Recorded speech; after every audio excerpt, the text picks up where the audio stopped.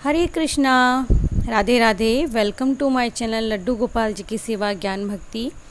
आज के इस वीडियो में हम जानेंगे, जैसा कि आप फोटो से देख गए होंगे कि हमारे गणपति बप्पा से संबंधित ही वीडियो होगा। तो आज के इस वीडियो में हम जानेंगे कि गणेश उत्सव शुरू हो रहा है 10 सितंबर से। जी हाँ, गणेश उत्सव पर आप किस शुभ मुहूर्त पर पूजा करें, कैसे करें, स्थापना कब करें, स्थापना का मुहूर्त क्या है, कौन सा मंत्र जाप करना है, ये सब हम इस वीडियो में जानने वाले हैं। तो वैसे तो गणेश उत्सव भारत में ज़्यादातर सभी जगह पर बहुत धूमधाम से मनाया जाता है। और ये जो पर्व होता है ना, ये जो उत्सव होता है 10 दिन तक चलता है। तो इस पर्व में हमारे गणपति बप्पा को तरह तरह के भोग लगाए जाते हैं इन 10 दिनों में। और इस दिन गणपति बप्पा की खास पूजा अर्चना भी की जाती है। तो इस साल हमारे गणपति बप्पा का उत्सव जो शुरू हो रहा है, मैंने बताया है 10 सितंबर से शुरू हो रहा है। लोग अपने अपने घर में गणपति बप्पा की स्थापना करते हैं। पहले तो ये जो उत्सव था मुंबई में बहुत ज़्यादा ज़ोर शोर से होता था, बट अब हमारे घरों में भी और सभी जगह पर गणपति बप्पा की स्थापना होती है और 10 दिन तक ये उत्सव धूमधाम से मनाया जाता है। ऐसे में अगर आप भी गणेश चतुर्थी पर और इस चतुर्थी पर गणपति बप्पा को लाने की सोच रहे हो या लाना चाहते हो या स्थापना करना चाहते हो तो बिल्कुल कर सकते हो। तो जो 10 सितंबर है वो पड़ रहा है शुक्रवार के दिन, और भक्तगण गणेश पूजा के लिए गणपति जी की जो प्रतिमा है उनकी स्थापना दोपहर 12:17 से रात्रि 10 बजे तक कर सकते हैं। ठीक है। गणेश पूजा का विशेष महत्व होता है। गणेश पूजा गणेश चतुर्थी को की जाती है और पंचांग में भी आप देख लीजिएगा, गणेश चतुर्थी का जो पर्व है ना वो हर साल भाद्वी के महीने में आता है और शुक्ल पक्ष की चतुर्थी तिथि को मनाया जाता है। तो इस बार गणेश चतुर्थी शुक्रवार को पड़ रही है और हम लोग गणपति जी की पूजा करते हैं, स्थापना करते हैं, जन्मोत्सव मनाते हैं और अपनी मनोकामना पूर्ति के लिए भगवान गणेश जी से प्रार्थना भी करते हैं। तो अब हम गणपति बप्पा की जो स्थापना है उसका शुभ मुहूर्त देख लेते हैं एक बार। तो जैसे कि मैंने आपको बता दिया है, तो ख़ास तौर से ध्यान रखिए 12:17 से दोपहर में और रात्रि 10 बजे तक। मैंने वापस से बता दिया है। गणेश पूजा के लिए भक्तों को या हमको या कोई भी हो आपको, हमें सबसे पहले सर्वप्रथम सुबह में जल्दी उठ करके स्नान आदि से निवृत्त हो जाना है।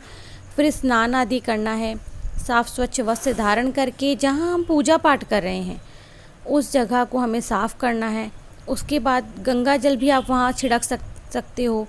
फिर भगवान गणपति जी जो हैं, आपके पास प्रतिमा है या आप मिट्टी के गणेश लेकर के आए हो या आपके पास जो पीतल की प्रतिमा है, आप उनका गंगा जल से अभिषेक करें, पंचामृत से अभिषेक करें।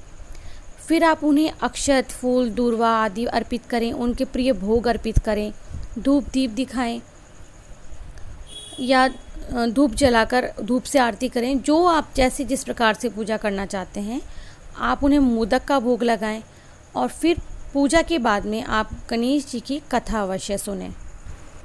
अब हम बात करते हैं कि कभी कभी होता ऐसा है कि हमारी डेट पास होती है, मासिक धर्म हमें आ जाता है या हम लोग माहवारी से पीड़ित हो जाते हैं।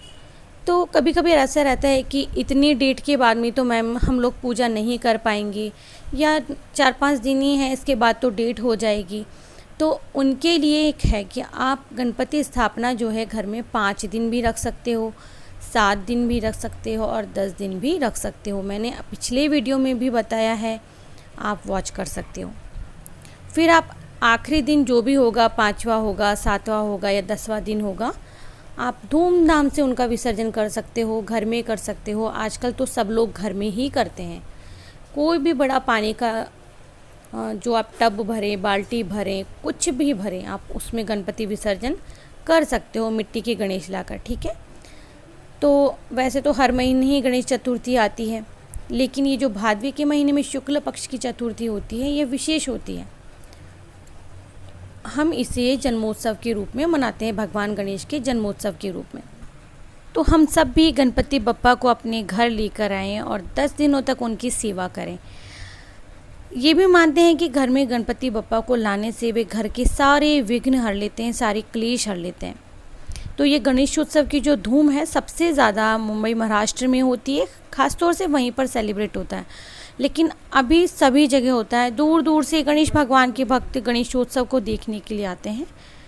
और अनंत चतुर्दशी के दिन तो सबसे ज़्यादा धूमधाम होती है हर जगह विसर्जन के लिए, बट दुख भी होता है क्योंकि हम 10 दिनों तक गणपति बप्पा की सेवा करते हैं और उत्सव के जैसा माहौल हमारे घर में बना रहता है।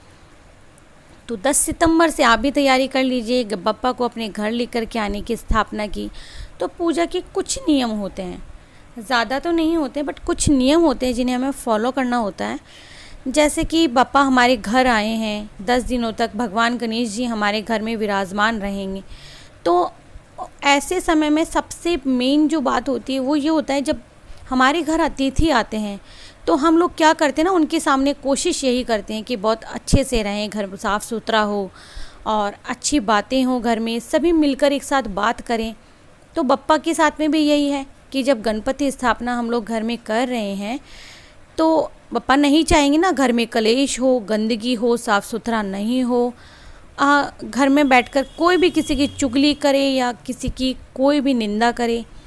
तो बस बप्पा हमारे घर आ रहे हैं और हमें तैयारी करनी है। इन 10 दिनों में हमें धूमधाम से गणेश उत्सव मनाना है, बप्पा की सेवा करनी है, उनकी मनपसंद भोग उन्हें लगाने हैं जैसा हमसे बन पड़े। साफ़ स्वच्छ वस्त्र धारण करने हैं, बप्पा को भी धारण करवाने हैं। और एक ख़ास बात आप ध्यान रखिए, जो बप्पा की आप प्रतिमा ले रहे हैं पूजा के लिए, स्थापना के लिए, वो मिट्टी की होनी चाहिए। कई लोग प्लास्टर ऑफ पेरिस की भी लेकर आते हैं, केमिकल की लेकर आते हैं, लेकिन ऐसा ना करें।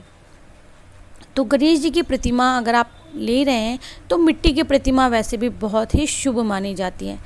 याद रखें जो उनकी सूंड होती है वो बाईं और मुड़ी होनी चाहिए। साथ ही में मूषक जो होता है उनका वाहन वो ज़रूर होना चाहिए। तो प्रतिमा लेने से पहले आप एक साफ़ कपड़ा अपने साथ में लेकर जाएं, प्रतिमा चाहे जितनी बड़ी ले रहे हैं, और उन्हें ढक कर के लेकर आएँ। आप चाहें तो ढोल नगाड़ों के साथ भी लेकर के आ सकते हैं, और अभी तो कोरोना का ऐसा कुछ समय भी नहीं है। और वहाँ से नहीं ला रहे तो अपने दरवाजे से ढोल नगाड़ों के साथ में आप उन्हें ले सकते हो। वो भी नहीं कर सकते तो अपने घर में जो म्यूज़िक सिस्टम होता है उसे ऑन कर सकते हो, और जो घर के दरवाजे पर आप अपने परिवारजन के साथ में उनका स्वागत कर सकते हो। तो जैसे घर में प्रतिमा का प्रवेश होता है, भगवान गणपति बप्पा का प्रवेश होता है, आप उन पर अक्षत और फूल डालें और थोड़ा सा आप गंगा जल से उन्हें पवित्र कर दें। और फिर पूर्व दिशा की ओर या फिर उत्तर दिशा की ओर आप चौकी लगाएं। पहले से तैयारी करके जाएं, बप्पा के स्वागत की चौकी बिछाकर आप प्रतिमा को वहाँ पर स्थापित कर दें। और स्थापना के समय चौकी पर याद रखें कि लाल रंग का वस्त्र बिछा हो, और अक्षत के ऊपर आपको गणेश प्रतिमा की स्थापना करनी है। ठीक है। गणपति जी को जनेऊ धारण करवाना बिल्कुल भी ना भूलें। कलश स्थापना करें, स्वास्तिक का चिन्ह बनाएं। आम के पत्ते या फिर अशोक के पत्ते से आप नारियल के नीचे रख के फिर आप कलश स्थापना करें। कलश स्थापना के लिए वीडियो बताया हुआ है चैनल पर। नारियल पर कलावा बांधे, कलश पर कलावा बांधे, स्वास्तिक बनाए, विधि विधान से पूजा प्रारंभ करें। और विधि विधान का मतलब ये होता है गणपति बापा विराजमान हो रहे हैं तो सर्वप्रथम उन्हीं की पूजा होती है, हम जानते हैं। लेकिन जब आप कलश स्थापना कर रहे हो या तो स्वास्तिक के ऊपर करें या फिर अष्टदल कमल पर करें। कुछ नियम होते हैं वो जान लेते हैं। और एक बात, बप्पा हमारे घर में विराजमान हैं, हमारे घर आए हैं भक्तों से सेवा लेने, उन्हें मन चाहा वर देने के लिए। तो घर में कलेश ना करें, सभी घर के सदस्य बैठकर आराधना करें, पूजा करें और लास्ट में आरती करें। कहा जाता है कि घर में जब भगवान आते हैं तो हम सबको एक साथ, सबका एक ही मत होना चाहिए और एक साथ ही पूजा करनी चाहिए। आप उन्हें केसर या चंदन लगाएं, अक्षत, दूर्वा, पुष्प और उनके पसंदीदा भोग अर्पित करें। और गणपति घर में रहें उस दौरान गणपति जी की कथा अवश्य सुनें, गणेश पुराण पढ़ें, गणेश चालीसा पढ़ें, गणेश स्तुति आप कर सकते हो, और गणेश सहस्त्र नाम वाली आप कर सकते हो। गणेश जी की आरती करो, संकटनाशन गणेश स्तोत्र पाठ करो। और आप गणपति के मंत्र का जाप भी कर सकते हो। ये आपके ऊपर है, आप कौन सा कर रहे हो। ओम गंग गणपताय नमः कर रहे हो, कौन सा जो आपका मन करे। तो भगवान गणेश जी से प्रार्थना करें कि हे विघ्नहर्ता, हमारे सभी विघ्न हर लीजिए, हमारे विघ्न दूर कीजिए और हमारे जीवन में भरपूर खुशहाली और सुख समृद्धि का वास हो। इस तरह से आप भगवान गणपति से हाथ जोड़कर प्रार्थना करें। फिर से रिपीट कर रही हूँ, चौकी पर लाल कपड़ा बिछाना है, अक्षत रखना है, भगवान गणेश की प्रतिमा या मूर्ति स्थापित करनी है, भगवान गणेश को स्नान करवाना है, पंचामृत स्नान करवाना है, गंगा जल स्नान करवाना है, दोनों तरफ रिद्धि सिद्धि के रूप में एक एक सुपारी रखनी है, गणपति जी के दाईं ओर कलश स्थापना करनी है, हाथ में चावल लेकर भगवान गणेश का ध्यान करना है, उनका आवाहन करना है, ओम गंग गणपतये नमः मंत्र का जाप करना है और उनकी पसंद की चीज़ें उन्हें अर्पित करनी है।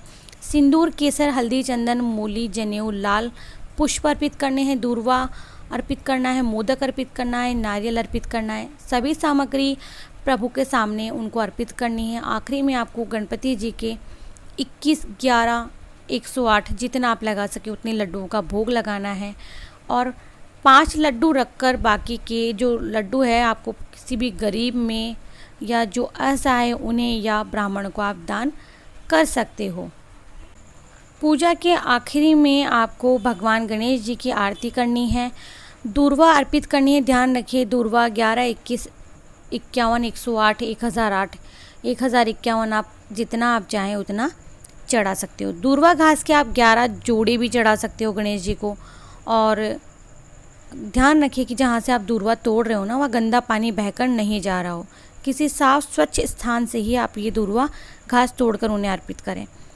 क्यों ये दूर्वा घास तोड़ने के पीछे भी एक कथा है, तो वो हम किसी और वीडियो में सुनेंगे।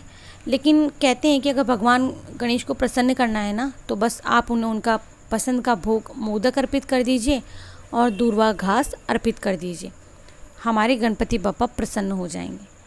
तो चलिए, आशा करती हूँ कि आप सभी लोगों को ये वीडियो बहुत मोटिवेट करेगा और पसंद आएगा। अगर अच्छा लगता है, आपको इन्फॉर्मेशन अच्छी लगती है, तो एक लाइक तो बनता है, इतनी मेहनत की है मैंने। तो मिलती हूँ नेक्स्ट वीडियो में कोई भी प्यारा सा टॉपिक लेकर के और गणपति बप्पा की इस उत्सव से संबंधित कोई भी विशेष जानकारी लेकर के या कोई भी ऐसा वीडियो लेकर जो आप लोगों के लिए लाभदायक हो। तो सभी एक साथ मिलकर के एक बार बोल लेते हैं, गणपति बप्पा मोरिया।